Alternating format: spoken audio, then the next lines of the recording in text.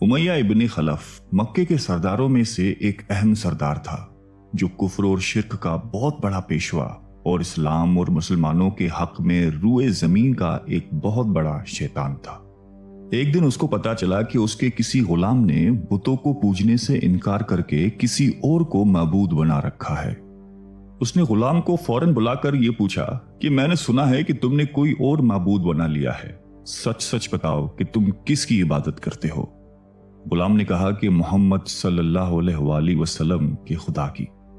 Umayya गुस्से से लाल पीला हो गया और कहने लगा कि मोहम्मद की खुदा की परस्तिश करने का यह मतलब हुआ कि तुम हमारे मुकद्दस बुतों के दुश्मन बन गए हो। सीधी तरह राह पे आ जाओ, वरना जिल्लत के साथ मारे जाओगे। मैं ये हरगिज बर्दाश्त नहीं कर सकता हूं कि तुम बुतों की पूजा करने वाले के गुलाम रहकर मोहम्मद के खुदा की परस्तिश करो। वो गुलाम जो तौहीद का सच्चे दिल से शेदाई हो चुका था, उसने बेधड़क उमय्या को जवाब दिया कि मेरे जिस्म पर तो तुम्हारा जोर चल सकता है, लेकिन मैं अपना दिल और अपनी जान मोहम्मद सल्लल्लाहु अलैहि वसल्लम और उसके खुदा के पास रख चुका हूं। अब अल्लाह की इबादत ही मेरी जिंदगी का मकसद है और तुम्हारे खुद से बनाए हुए बुतों को पूजना मेरे बस की बात नहीं है। ये जवाब सुनकर उमय्या बिन खलफ गैज़ व गज़ब से दीवाना हो गया। एक गुलाम ने उसे बेधड़क जवाब दे दिया था। उसने कड़क कर कहा कि अच्छा, तो फिर अपनी बेदीनी का मजा चख, देखूंगा मैं कि मोहम्मद और उसका खुदा तुझे कैसे बचाते हैं। उमय्या के तशद्दुद शुरू हो गए। मक्का की जमीन गर्मी के सबब बड़ी मशहूर थी। उमय्या अपने गुलाम को दोपहर की तपती धूप में जमीन पर लिटाकर सीने पर भारी पत्थर रख देता था कि वो करवट ना ले सके। फिर कहता था कि मोहम्मद के दीन से बाज आ जाओ। लेकिन इस जुल्म के बावजूद भी उस गुलाम के मुंह से सिवाय अहद के कुछ नहीं निकलता था। उमय्या मजीद गजबनाक होकर अजियतें मजीद बढ़ाता जाता। एक मर्तबा तो उमय्या ने जुल्म की इंतहा कर दी। पूरा एक दिन और पूरी एक रात गुलाम को भूखा प्यासा रखा और तपती हुई रेत पर लिटाकर उसे तड़पने का तमाशा देख रहा था। उसकी ये कोशिश भी गुलाम को हक से ना हटा सकी। आखिर थक हार कर उमय्या ने मक्के के बदमाश लड़कों को बुलाया और उनसे कहा कि इस गुलाम को इतनी अजियतें दो कि ये मोहम्मद और उसके खुदा का नाम लेना भूल जाए। ये लड़के उमय्या की खुशी हासिल करने के लिए उस बेबस गुलाम को बुरी तरह मारते पीटते थे। जिस्म के कपड़े उतरवाकर लोहे की चादरें पहनाकर तपती धूप में खड़ा कर देते थे, लेकिन गुलाम की जबान से अहद के सिवा कुछ नहीं निकलता था। इस्लाम की राह में ये बेपनाह अजियतें सहने वाले सहाबी कोई और नहीं बल्कि हजरत बिलाल हबशी रजी अल्लाह ताला अन्हु थे। इन्हीं जुल्म सितम के दौरान एक दिन हजरत अबू बकर सिद्दीक रजी अल्लाह ताला अन्हु का उधर से गुजर हुआ। आप रजी अल्लाह ताला अन्हु ने उमय्या से फरमाया कि ए उमय्या, इस बेकस और मजलूम पर इतने जुल्म सितम ना कर। उसने तुम्हारा क्या बिगाड़ा है? वो खुदाए वाहिद की इबादत करता है। अगर तू इस पर एहसान करे तो ये एहसान आखिरत में तेरे काम आएगा। उस पर उमय्या ने निहायत हकारत से कहा कि मैं तुम्हारी इस ख्याली आखिरत के दिन को नहीं मानता। जो मेरे दिल में आएगा मैं तो वही करूंगा। सिद्दीक अकबर उस जवाब पर काफी अफसरदा हुए, लेकिन फिर भी आप रजी अल्लाह ताला अन्हु ने उसे समझाया कि इस मजलूम पर जुल्म सितम के पहाड़ तोड़ना तेरी शायान शान नहीं है। जिस पर उमय्या ने तंग आकर कहा कि अगर तुम इसके इतने हमदर्द हो तो इसे खरीद क्यों नहीं लेते। हजरत अबू बकर सिद्दीक झट तैयार हो गए और फरमाया कि बोलो, क्या दाम लोगे? उमय्या ने कहा कि तुम्हारे पास एक गुलाम है जिसका नाम फस्तात रूमी है, वो मुझे दे दे और इसको ले जा।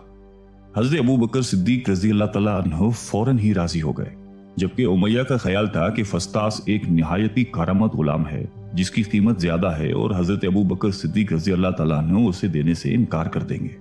मगर आप फौरन राजी हो गए। तो उमय्या को सख्त मायूसी हुई और उसने साथ ही 40 उकिया चांदी की फरमाइश की। उसे भी हजरत अबू बकर सिद्दीक रजी अल्लाह ताला अन्हु ने बखुशी अदा कर दिया। हजरत बिलाल रजी अल्लाह ताला अन्हु को साथ लेकर दरबार रिसालत में हाजिर हुए और सारा माजरा कह सुनाया। आप सलातुस्सलाम निहायत ही खुश हुए और फरमाया कि अबू बकर, इस कार खैर में मुझे भी शरीक कर लो। सिद्दीक अकबर रजी अल्लाह ताला अन्हु ने फरमाया कि या रसूलल्लाह, मैं इसे खुदा की राह में आजाद कर चुका हूं। ये सुनकर ज़बान रिसालत से सिद्दीक अकबर रजी अल्लाह ताला अन्हु के लिए कलमा रहमत जारी हो गए। हजरत बिलाल रजी अल्लाह ताला अन्हु ने इस गुलामी में 28 साल गुजार दिए, लेकिन आप चूंकि निहायती नेक और पाकीज़ा तबीयत के थे, لہذا جب حضرت صلی اللہ علیہ وآلہ وسلم نے دعوت توحید دی تو آپ نے فوراً اسے قبول کر لیا، اور یوں آپ سابقون الاولون کے مقدس جماعت میں شامل ہو گئے۔ رہائی پانے کے بعد حضرت بلال ہمیشہ آپ صلی اللہ علیہ وآلہ وسلم کی خدمت میں حاضر رہتے تھے اور دل و جان سے نبی پاک صلی اللہ علیہ وآلہ وسلم کی خدمت بجا لاتے۔ آپ صلی اللہ علیہ وسلم حضرت بلال کو کسی بھی چیز کا حکم دیتے تو آپ اپنی جان بھی لڑا دیتے۔ غزوہ بدر سے لے کر غزوہ تبوک تک تمام غزوات میں شامل رہے، لیکن حضرت بلال کی اسلام کے لیے سب سے بڑی خدمت اور ان کے لیے سب سے بڑی سعادت اسلام کا سب سے پہلا مؤذن ہونا ہے۔ ہجرت کے بعد جب مسجد نبوی صلی اللہ علیہ وآلہ وسلم تعمیر ہوئی تو آپ صلی اللہ علیہ وسلم نے آپ کو اذان دینے کا ذمہ سونپا۔ آپ کی آواز نہایت ہی دل نشین تھی اور اس میں ایک ایسی تاثیر تھی کہ اذان کی آواز سن کر لوگ سب کام چھوڑ چھاڑ کر مسجد کی طرف دوڑتے۔ 8 ہجری میں جب مکہ فتح ہوا تو کعبے کو بتوں سے پاک کرنے کے بعد آپ صلی اللہ علیہ وسلم نے حضرت بلال سے فرمایا کہ اے بلال، کعبے کی چھت پر کھڑے ہو کر اذان دو، اور یہ مبارک سلسلہ حضور صلی اللہ علیہ وآلہ وسلم کی حیات مبارکہ تک اسی محبت اور عقیدت کے ساتھ جاری رہا۔ لیکن 11 ہجری میں جب آپ صلی اللہ علیہ وسلم نے سفر آخرت اختیار کر لیا تو اس عاشق رسول صلی اللہ علیہ وآلہ وسلم پر غم کا پہاڑ ٹوٹ پڑا، اور مدینے میں رہنا اب آپ کے لیے دشوار ہو گیا۔ آپ کو ہر وقت پیارے نبی صلی اللہ علیہ وآلہ وسلم کی یاد ستاتی رہتی تھی۔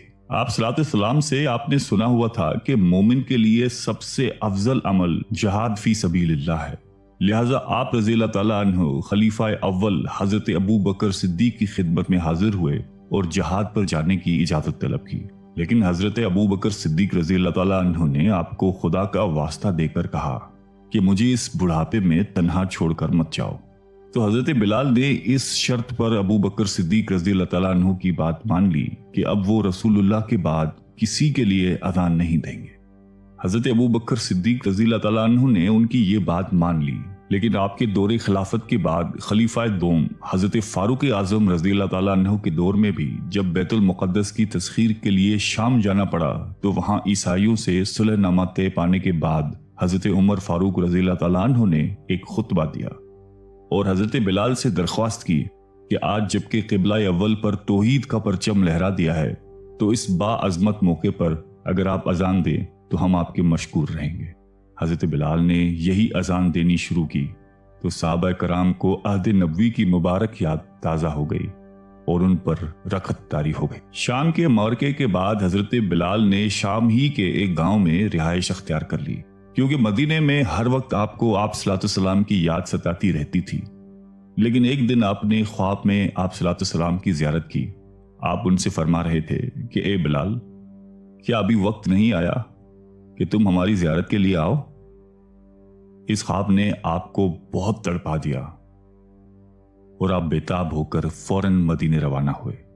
مدینے پہنچ کر حضرت بلال نے روضہ اقدس پر حاضری دی اور اس درد سے روئے کہ حاضرین بھی اشکبار ہو گئے۔ وہیں حضرت امام حسن رضی اللہ تعالیٰ عنہ اور حضرت حسین رضی اللہ تعالیٰ عنہ بھی موجود تھے۔ نانا کے پیارے نواسوں کو آپ نے اپنے ساتھ چمٹایا اور بے تحاشا چومنے لگے۔ حضرت حسن رضی اللہ تعالیٰ عنہ اور حسین رضی اللہ تعالیٰ عنہ نے آپ سے اذان فجر کی فرمائش کی، بھلا اس میں رد کرنے کی کہاں گنجائش تھی؟ اگلے دن جب فجر کا وقت ہوا تو آپ نے اذان دینی شروع کی۔ لوگوں کی عہد رسالت کی یاد تازہ ہو گئی اور لوگ اس طرح روتے ہوئے مسجد کی جانب چلنے لگے جیسے کہ نبی پاک صلی اللہ علیہ وآلہ وسلم کا دور واپس آ گیا ہو۔ ایسا دردناک منظر اس کے علاوہ کبھی دیکھنے میں نہیں آیا۔ حضرت بلال حبشی رضی اللہ تعالیٰ عنہ نے 60 سال کی عمر میں وفات پائی۔ آپ کا مزار دمشق میں ہے۔ آپ کو دربار رسالت میں خاص مقام حاصل تھا۔ آئیے ہم سب اللہ تعالیٰ سے دعا کرتے ہیں کہ ہمیں بھی حضرت بلال حبشی رضی اللہ تعالیٰ عنہ کی صفات میں